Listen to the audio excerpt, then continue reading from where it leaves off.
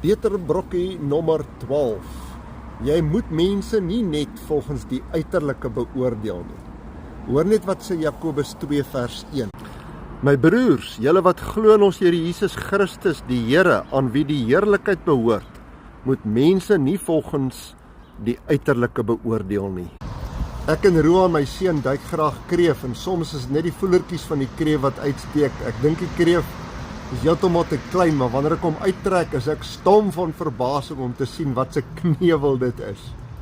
Ons maak dieselfde fout met mense, om hulle op die uiterlike te beoordeel, terwyl daar eintlik 'n skat wag om te ontdek. Kom ons bid saam. Here, ons maak dikwels die fout om mense volgens die uiterlike te beoordeel. Help ons om dit nie te doen nie. Amen.